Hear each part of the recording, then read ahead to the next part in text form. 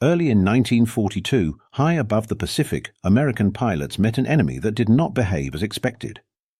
The sky was clear, the air thin, the conditions ideal. By every calculation taught in stateside classrooms, the advantage should have been theirs. Yet when contact was made, the assumptions dissolved almost instantly. The opposing fighters did not climb away or break off under pressure. They turned. The Japanese Zero moved through the air with an ease that seemed to ignore weight, momentum, and the limits of structure. Where American aircraft bled speed, the Zero tightened its arc. Where Allied pilots expected separation, the distance closed. In seconds, a pursuit became an evasion. The maneuver was not violent or desperate. It was smooth, almost casual. Inside the cockpit of the P-38 Lightning, confidence gave way to confusion. Control inputs that should have tightened a turn instead met resistance. The aircraft shuddered slightly, as if straining against an invisible hand. Elevator pressure increased. The nose refused to follow intent. What had been a powerful machine moments earlier now felt heavy, reluctant, unfinished. Pilots pulled harder, then eased off, searching for a response that never fully came. Over the radio, voices sharpened. Calls became shorter, more urgent. Formations loosened, then broke entirely. Some transmissions cut off mid-sentence. Others never came at all. The Zero did not need to shout its presence. It announced itself through absence, through the sudden silence where an aircraft had been. After landing, the pattern repeated in briefing rooms across the Pacific. Different squadrons. Different pilots. The same phrase surfaced again and again, spoken without exaggeration or drama. We couldn't stay with it. There was no claim of being outgunned, no complaint of inferior speed. Only the quiet admission that when the fight tightened, the aircraft no longer obeyed. Engineers listened with courtesy and distance. Notes were taken. Charts were consulted. On paper, the numbers still favored altitude, dive speed, and firepower. Doctrine remained intact. The problem, it was assumed, lay in tactics, perhaps training. The aircraft, after all, met its specifications. But in the air, something fundamental had been exposed.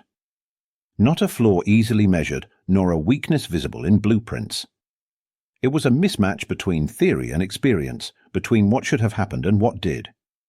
And as the war pressed forward, that gap, unacknowledged and unresolved, would begin to matter far more than anyone yet understood. The aircraft that confounded American pilots was not an accident of chance or luck. It was the deliberate product of a philosophy formed years before the first shots were fired in the Pacific. Japanese naval aviation doctrine prized maneuverability above all else, rooted in the belief that the decisive moment of air combat would always come at close range, where skill and agility mattered more than armor or endurance. Victory, in this view, belonged to the pilot who could turn tighter, react faster, and impose his will inside the fight. To achieve that vision, weight became the enemy. Every unnecessary kilogram was stripped away with near-religious discipline. Armor plating was minimized. Self-sealing fuel tanks were sacrificed. Structural margins were pared down to what was just sufficient. The result was an aircraft that felt alive in the air, light on the controls, immediate in response, and extraordinarily forgiving in low-speed maneuvering. The Zero did not merely fly. It seemed to anticipate. Early combat only strengthened this conviction. In China, then across Southeast Asia, Japanese pilots encountered opponents flying heavier, less responsive machines. Engagements ended quickly and decisively. Reports returned home describing enemy aircraft that could not turn, could not follow, could not survive prolonged combat. Each victory reinforced the belief that the philosophy was correct and that it would remain so. Across the Pacific, Allied intelligence struggled to keep pace. Pilot accounts describing the Zero's agility were often softened in translation or dismissed as the product of inexperience. Analysts focused on what the aircraft lacked: armor, protection, structural strength, rather than what it possessed. On paper, it appeared fragile. In reality, it was lethal in the environment it had been designed for. Training manuals, once printed, do not adapt easily. By the time updated guidance began to circulate, the reality in the cockpit had already moved on. Pilots learned the truth not from diagrams or lectures, but from the moment a zero slipped inside their turn and stayed there, calmly, relentlessly. Over time, the aircraft ceased to be just a machine. It became an expectation, an assumption carried into every engagement. Pilots adjusted their behavior before the first shot was fired, anticipating what the zero could do and what they could not. Fear did not arrive through rumor or exaggeration. It settled in through repetition, through consistency, through the quiet reliability of defeat. And as that reputation grew, so did the danger of believing it was permanent, of mistaking early success for inevitability and philosophy for fate. The aircraft sent to meet this new threat had not been conceived for such encounters. The P-38 Lightning was born from a different set of fears, a different map of the war. Its twin engines and twin booms spoke of distance, long patrols, high-altitude interception, the need to reach places single-engine fighters could not. It was fast, heavily armed, and technically ambitious, a machine shaped by anticipation rather than experience. On paper, it was formidable. Concentrated firepower in the nose eliminated the convergence problems of wing-mounted guns. Turbo-superchargers promised performance where thinner air defeated others. Planners saw in it a solution to bombers and reconnaissance aircraft, not a duelist meant for tight, circling engagements. It was designed to strike, pass through, and strike again, not to linger. That belief carried confidence. American doctrine still favored altitude, speed, and discipline over agility. Instructors taught pilots to avoid turning contests, to trust energy and firepower. The Lightning fit that worldview perfectly. Against the aircraft it was expected to face, those assumptions held. Against the Zero, they did not. Pilots admired the P-38 even as they learned to fear its limits. It was stable, predictable, and powerful, but in close combat it felt constrained. When the fight compressed, when speed increased and options narrowed, the controls grew heavy. Elevator response dulled at the moment it was needed most. What had been a strength in level flight became a liability in the dive. Reports began to accumulate, quietly at first. Pilots described the same sensation, effort without effect. Pulling harder did not produce sharper movement.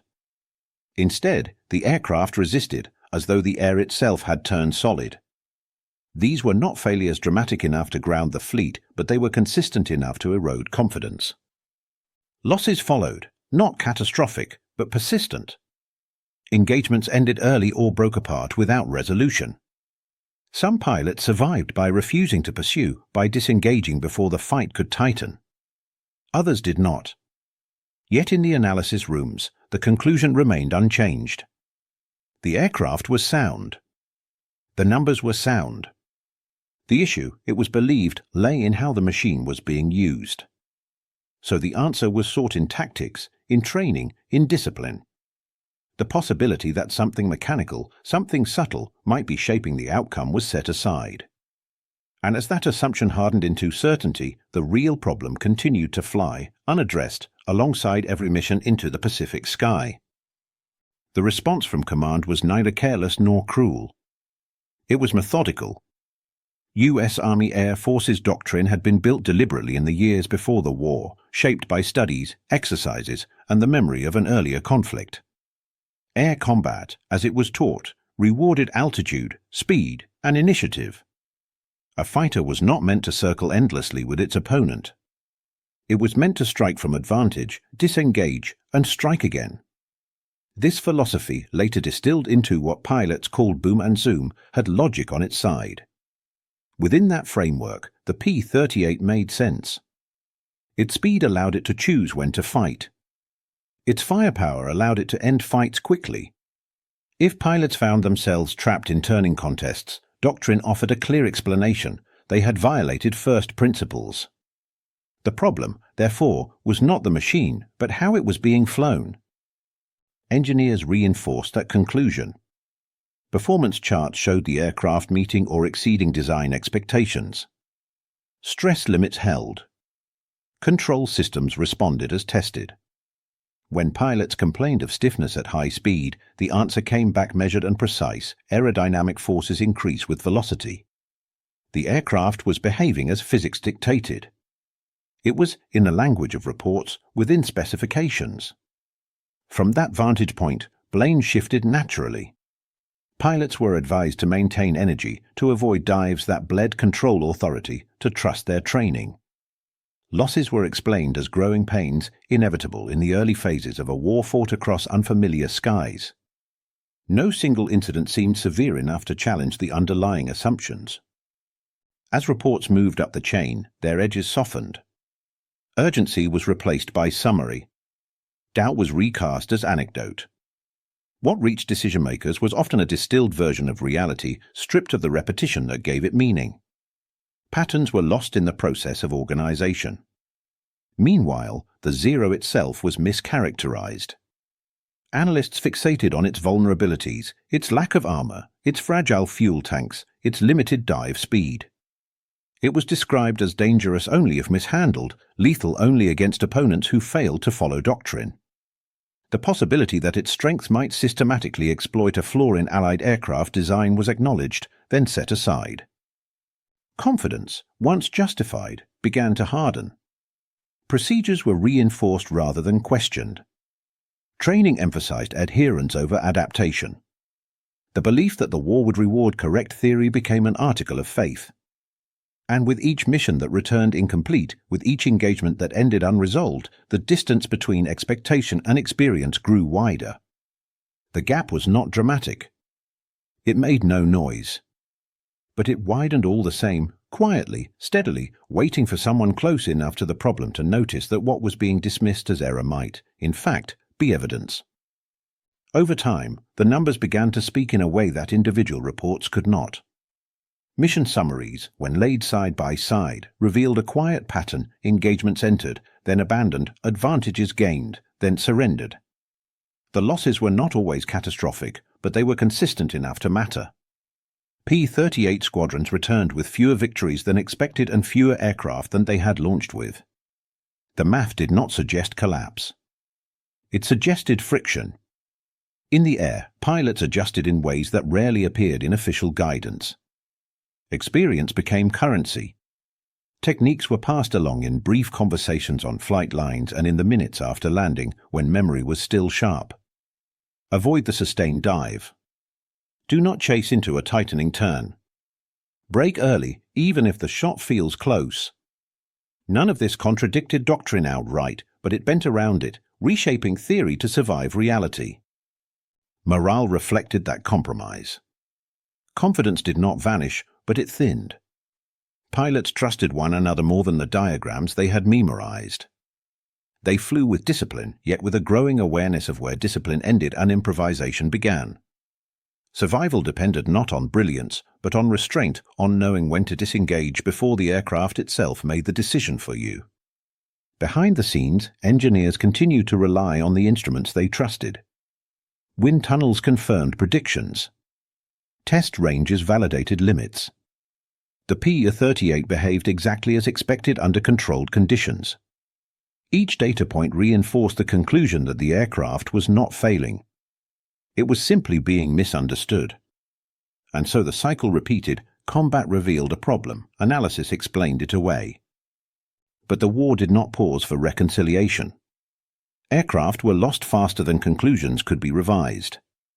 Reports moved through channels designed for peacetime efficiency, not wartime urgency. By the time a concern reached those empowered to act, it was often stripped of context, reduced to abstraction. The sky moved faster than the paperwork. Gradually, a different suspicion began to surface, not loudly, not officially. Among pilots, among maintenance crews, among those closest to the machine, there was a growing sense that the problem was being framed incorrectly. The question was no longer whether the aircraft met its specifications, but whether those specifications addressed the fight that was actually being flown. Innovation, if it was coming, would not arrive through formal channels. It would emerge where theory met metal, where hands touched controls, where repetition replaced assumption. For now, those ideas remained unspoken, unrequested, and largely unseen, waiting at the margins of a war that was beginning to punish certify from design bureaus and drafting tables, the war was being interpreted in a different language. On the flight lines of Pacific airfields, where salt air crept into metal and engines were coaxed back to life between sorties, experienced ground mechanics worked with a kind of intimacy no report could capture. They knew the aircraft not as an abstraction, but as a living system, temperamental, responsive, and honest in its failures. One of them listened more than he spoke. He stood at the edge of post-mission conversations as pilots replayed the same instant again and again, the dive that should have worked, the pull that did not, the moment when the aircraft seemed to hesitate. These accounts were not emotional. They were precise. And their precision suggested something other than panic or poor technique. The mechanic began to notice a pattern that did not appear on charts. The complaints clustered around the same phase of flight, the same speeds, the same control inputs. Pilots described a delay, not a complete loss, but a resistance that arrived at exactly the wrong moment. To the mechanic, it sounded less like a lack of power and more like a mistimed response. He did not reach for formulas. He did not consult manuals. His tools were repetition and memory, built from years of watching machines fail in ways their designers never predicted. He moved control surfaces by hand.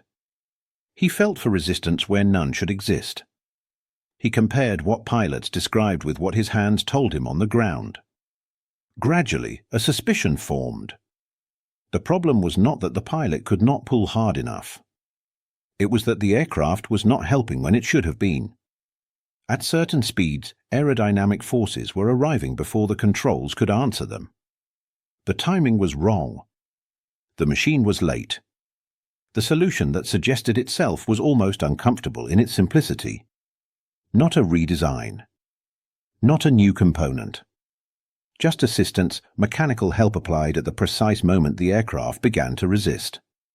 A small change meant to restore balance rather than overwhelm it. When he shared the idea, the reaction was predictable.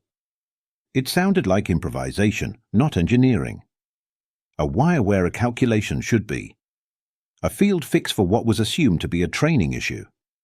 The aircraft, after all, was already certified. Its problems had been explained. The suggestion was dismissed politely, then quietly set aside. No one argued against it at length. There was no need.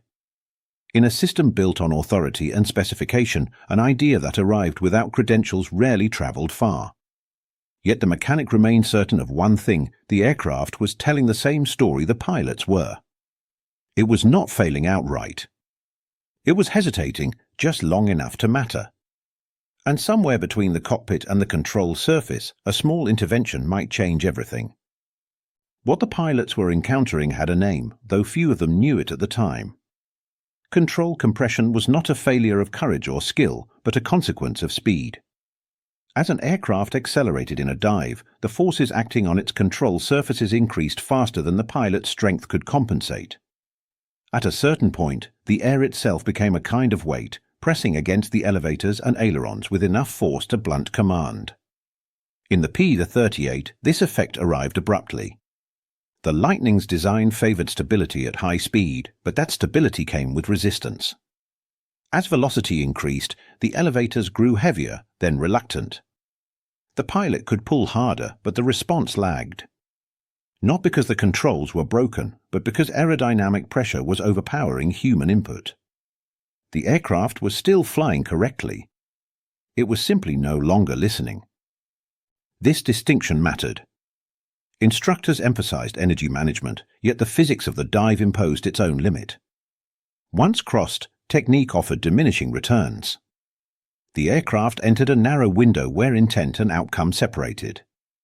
It was in that window, brief, repeatable, and poorly understood, that fights were being lost. The Zero, by contrast, avoided this trap almost entirely.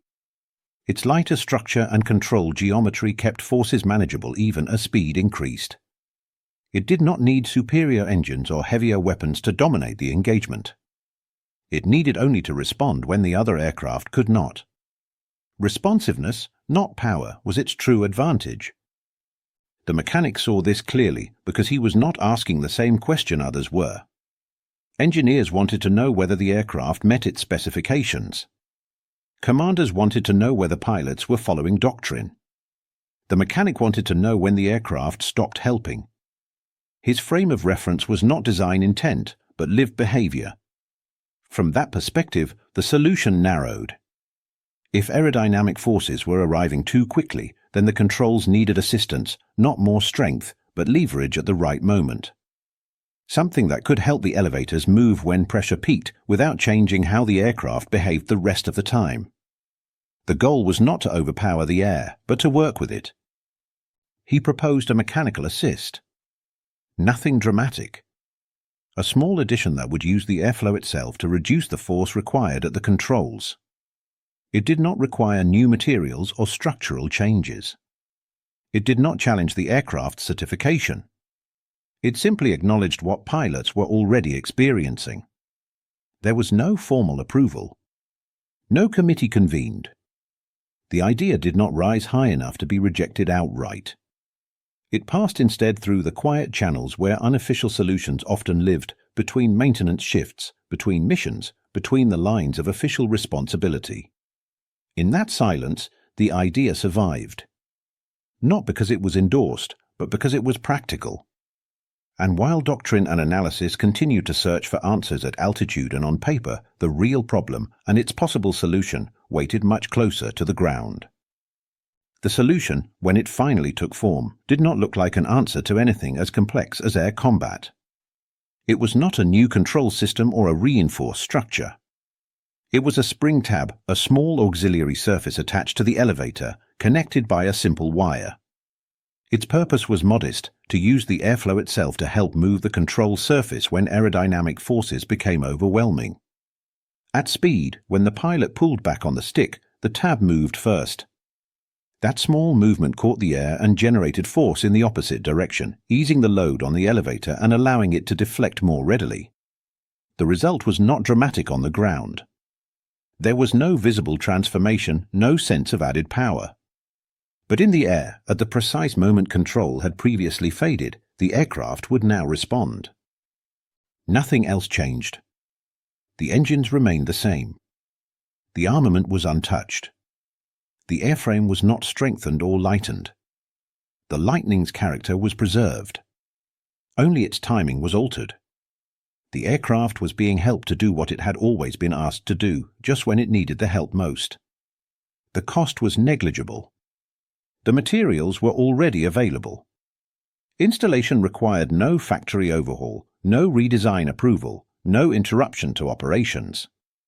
It was the kind of fix that existed below the threshold of institutional attention, too small to threaten budgets or reputations, too simple to inspire confidence among those trained to distrust improvisation.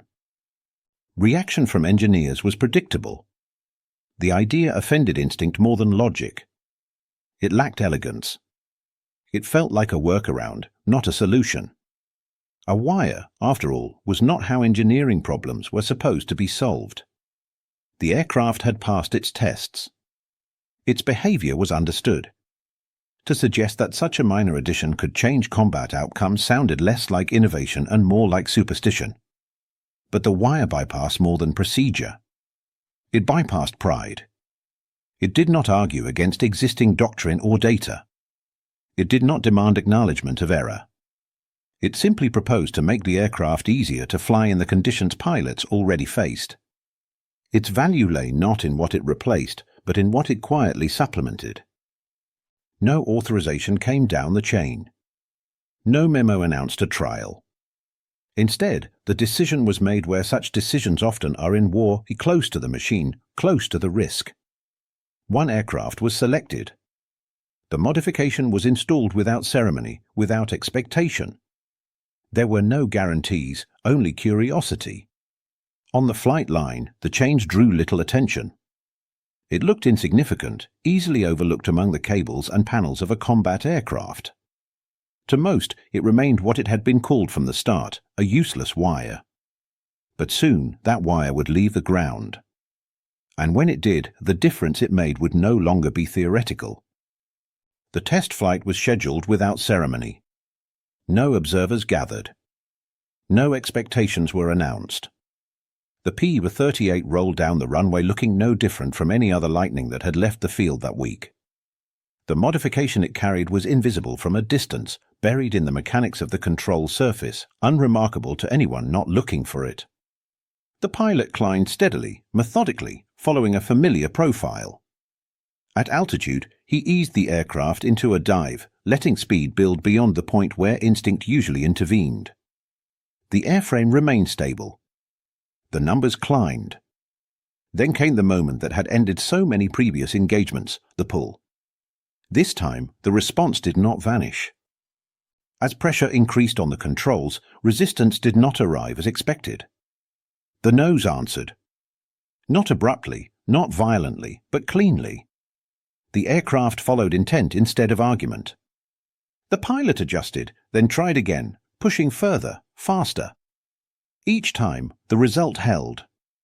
Where control had once faded, it now remained available just long enough to matter. There was no exhilaration in the report, no declaration of victory. The language was restrained, almost careful. The aircraft felt better, more predictable, easier to manage at speed. The words chosen reflected caution, as though naming the result too strongly might cause it to disappear. Additional flights followed. Different pilots. Different conditions. The pattern repeated. Dive speed increased. Control authority held. The Lightning did not become something it was not. It simply stopped surrendering at the critical moment. What had once been a narrow trap in the flight envelope widened into usable space. The data supported the experience. Control forces dropped measurably at high speed. Recovery margins improved. The change did not contradict earlier test results, it explained them. The aircraft had always been capable. It had simply needed assistance at the edge of its limits. Word spread quickly and informally. Pilots noticed before memorandums arrived. Conversations shifted tone. Questions replaced warnings. What had once been avoided was now tested deliberately. Confidence returned not through bravado, but through repetition. The Zero had not changed. Its advantages remained real. But for the first time, the encounter no longer felt predetermined. The Lightning could stay engaged longer, maneuver with intention, and exit on its own terms. The fight was no longer decided solely by who turned tighter first. Nothing official had been declared. No doctrine rewritten. But in the air, where outcomes mattered most, the balance had begun to move. Quietly, almost imperceptibly, the assumptions that had governed the war above the Pacific were starting to shift, and neither side yet understood how far that shift would go. When the modified P-38s returned to combat, nothing about their appearance suggested a transformation. They climbed the same way, cruised the same way, carried the same weight of fuel and ammunition. Yet in the air, where behavior mattered more than design, the difference emerged almost immediately. Engagements no longer followed the familiar script of brief contact followed by forced disengagement. This time, the Lightning stayed. Pilots who had once broken off dives early now pressed them deliberately. Speed built as it always had, but the moment of surrender did not arrive. When they pulled, the aircraft answered. The hesitation that had defined earlier encounters was gone, replaced by a sense of continuity, intent flowing into motion without interruption. The P-38 no longer felt like it was asking permission from the air. This changed how fights unfolded.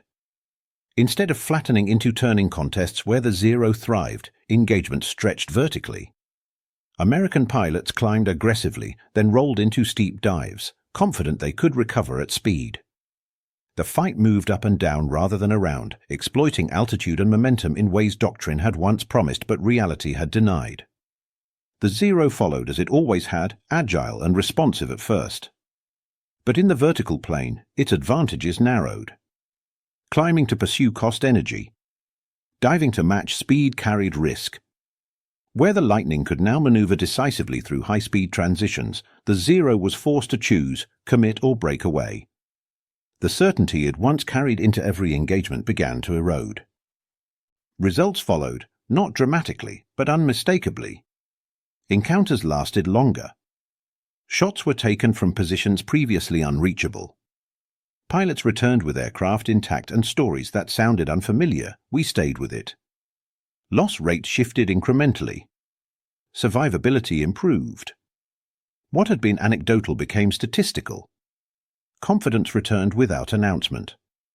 There were no speeches, no declarations of superiority. Pilots simply flew differently. They trusted the aircraft in places they once avoided. That trust altered decisions made in seconds, and those decisions accumulated into outcomes. The Lightning had not become invincible. It had become reliable. Japanese pilots noticed the change before intelligence officers did. The American fighters no longer disengaged predictably. They recovered from dives that should have trapped them. They reappeared where they should not have been able to. Tactics that had worked months earlier now produced uncertain results. The sky, once familiar, began to feel less accommodating. Nothing about the Zero had changed. Its design, its philosophy, its strength remained intact. But the environment it dominated had shifted. The fight was no longer constrained to the narrow envelope where its agility reigned supreme. The geometry of combat itself had been altered. This was not a single battle or a decisive day. It was a gradual realization, unfolding across dozens of engagements, that the balance had moved. A small change, introduced quietly and without ceremony, had reshaped the conditions under which victory and defeat were decided. And as word spread through squadrons and commands alike, another realization followed close behind. If something so small could change the fight so profoundly, then the assumptions that had governed the war in the air were far less stable than anyone had believed. The change was not announced to Japanese pilots. There was no warning, no intelligence summary explaining what had shifted. It revealed itself only in combat, in moments where expectation no longer matched outcome. American fighters behaved differently now. They stayed in dives longer. They recovered where recovery had once been impossible. Encounters that should have ended decisively instead dragged on, unresolved and uncomfortable. Tactics that had once guaranteed advantage began to misfire. The familiar rhythm of engagement, draw the enemy into a turn, wait for the stall, finish the fight, no longer unfolded as planned. The P-38 did not always disengage when expected.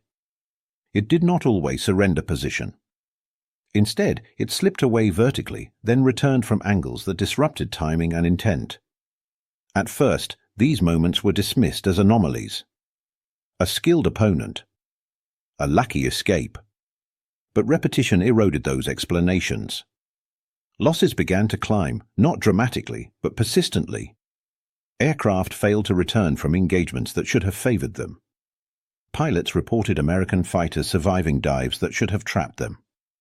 The Zero's edge, once reliable, now seemed inconsistent. The philosophy behind the aircraft had not changed.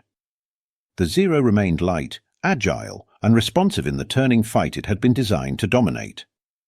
But that philosophy carried an assumption that the enemy would always be constrained by the same limits as before. When those limits moved, the logic began to fray.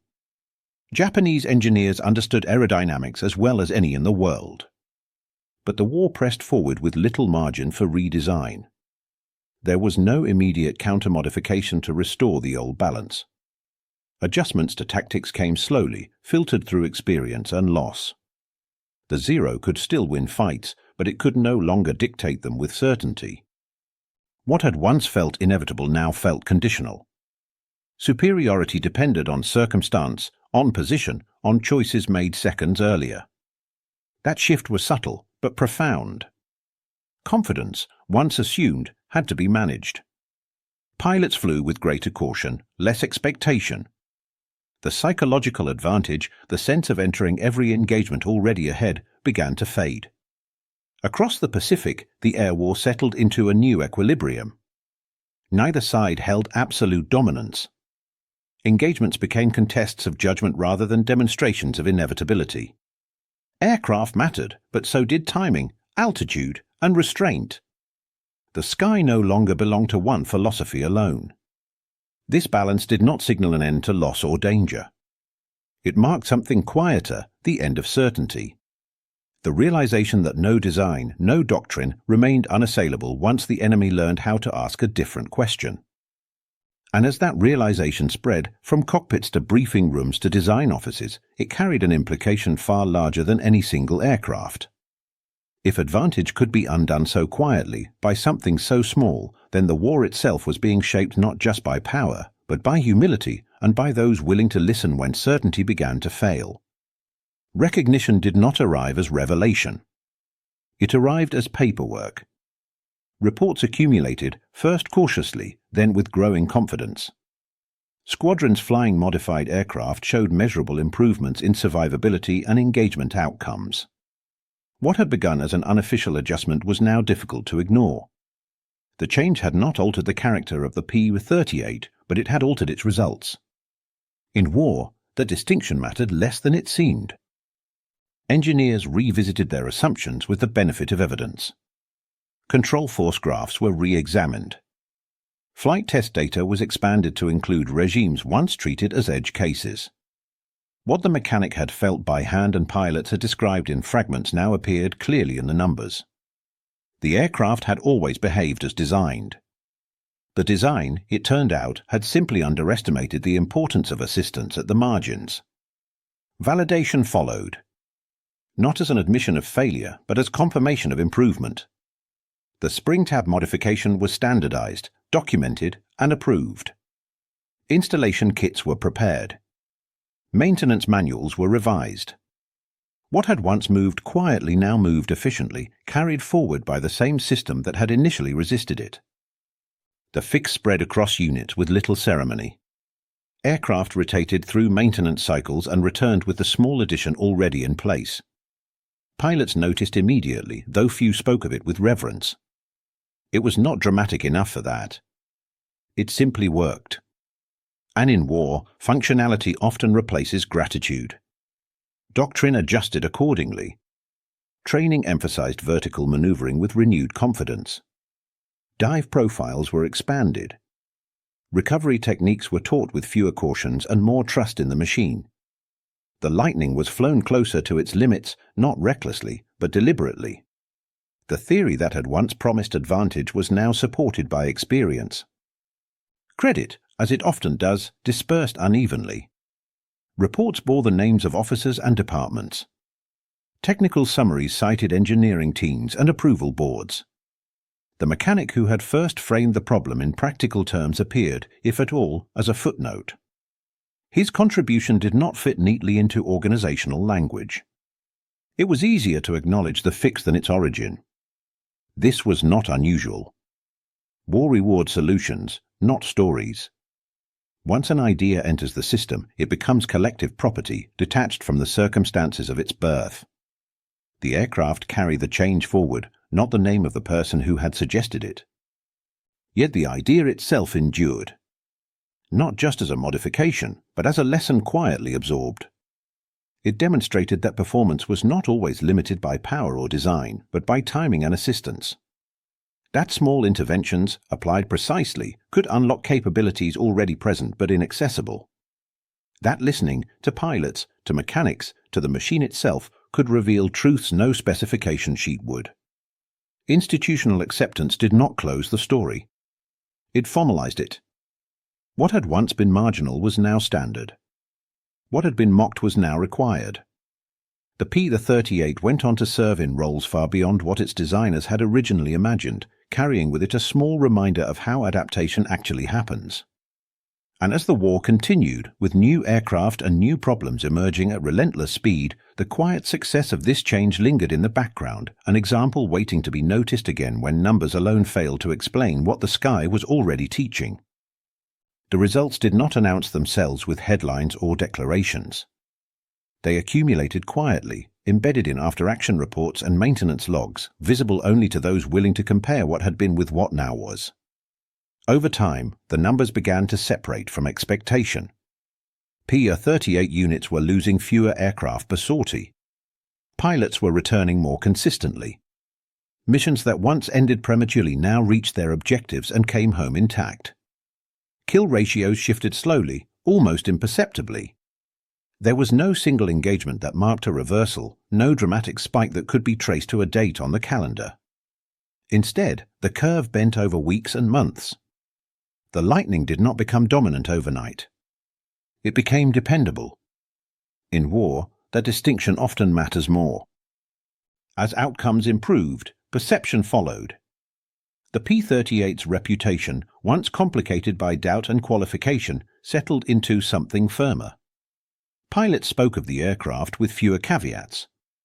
They planned engagements with greater confidence, not because the enemy had grown weaker, but because the machine beneath them had become predictable at the edges of its performance.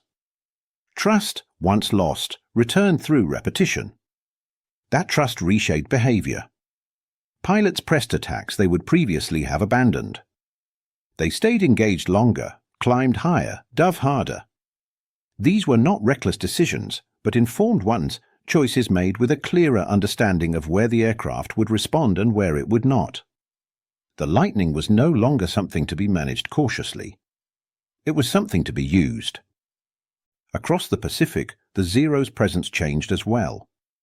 It remained dangerous, capable, and deadly in the right hands. But its reputation shifted subtly. It was no longer assumed to be unbeatable in its chosen domain. The psychological weight it had carried into every engagement lightened. Pilots no longer entered the fight already conceding its terms. This erosion of inevitability mattered. Air combat is shaped as much by expectation as by physics. When one side believes an outcome is predetermined, decisions narrow. When that belief fades, options reopen.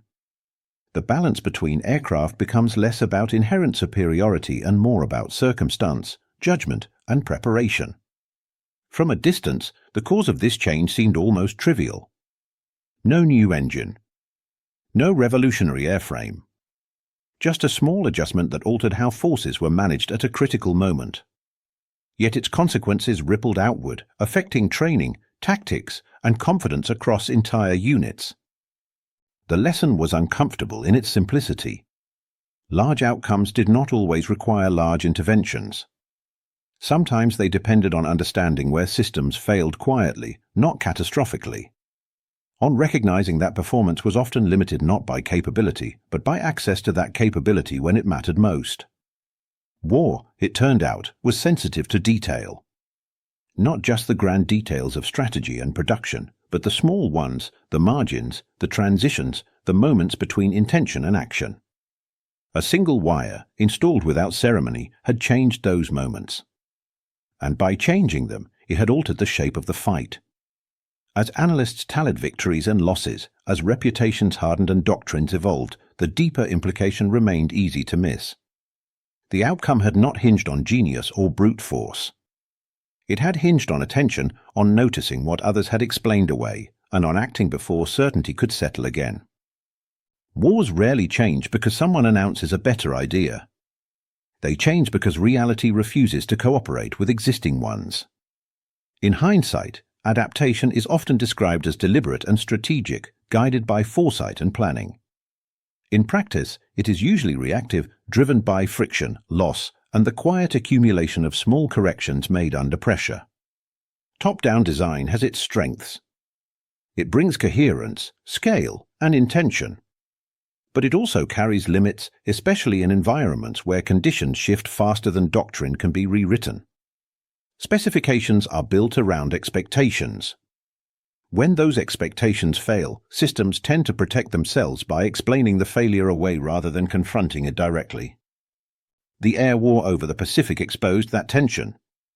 Aircraft performed as designed, yet not as needed.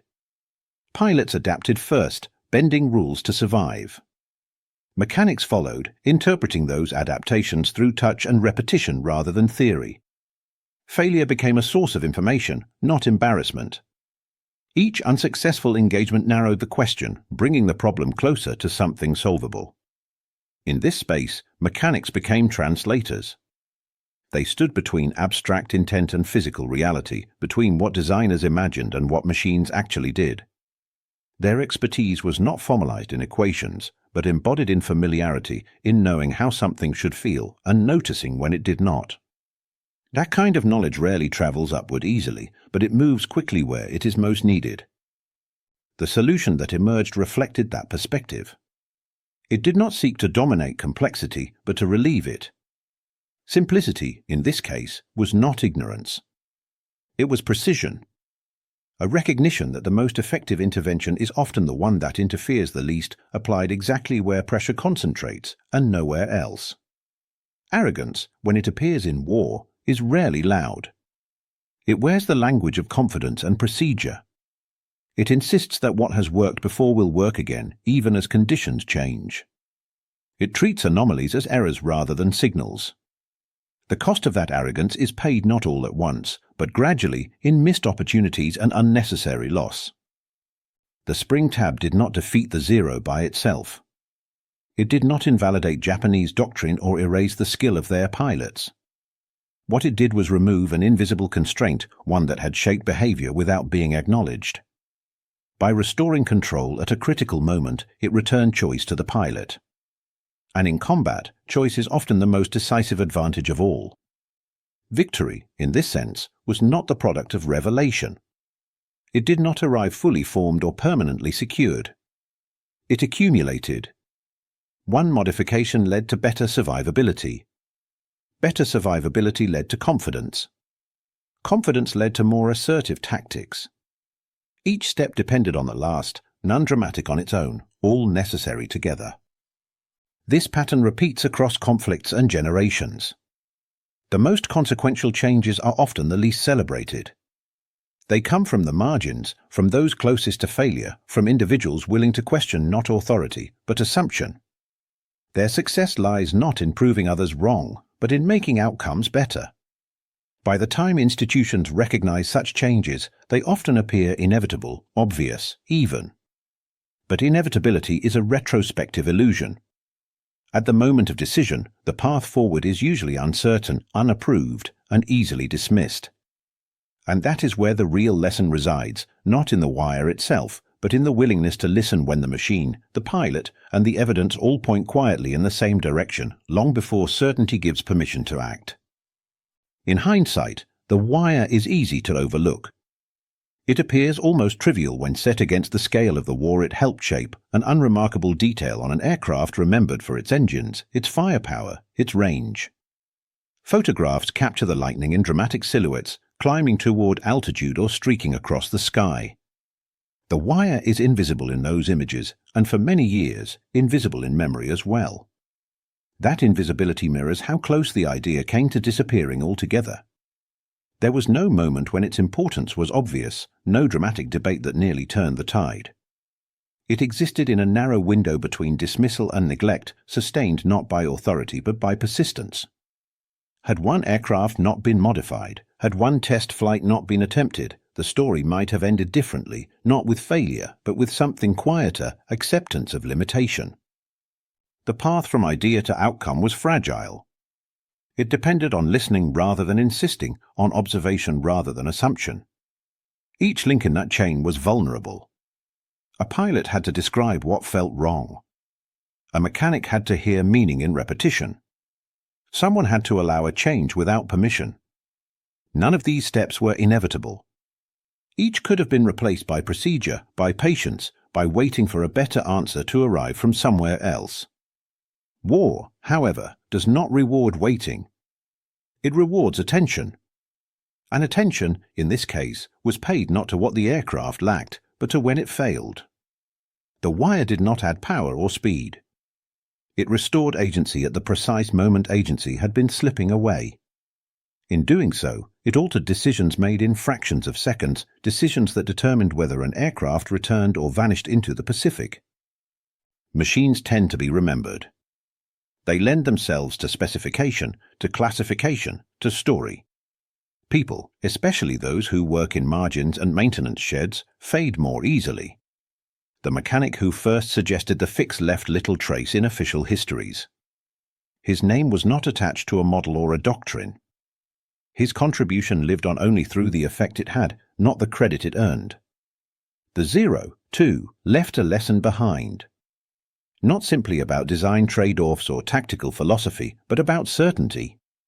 It demonstrated how dominance can arise from clarity of purpose and how quickly the dominance can erode when conditions shift. Its story became part of aviation history not as a warning against innovation, but as a reminder that no advantage remains permanent once it is understood. Across later conflicts and generations of aircraft, the same pattern would repeat. New machines would arrive, confident and capable. New problems would surface at the edges of their envelopes. And somewhere, often unnoticed, someone would again be forced to choose between defending assumption and listening to failure. War tests strength, but it also tests humility. It punishes those who believe the last solution will solve the next problem unchanged. It favors those willing to accept that understanding is provisional and that improvement often arrives from directions no one was watching. The wire itself did not rewrite the war. It did something quieter and more enduring. It reminded those who noticed that progress is rarely announced, that solutions do not always look impressive, and that the difference between dominance and defeat can hinge on whether someone is willing to take a small idea seriously. They laughed at it once. They never laughed again.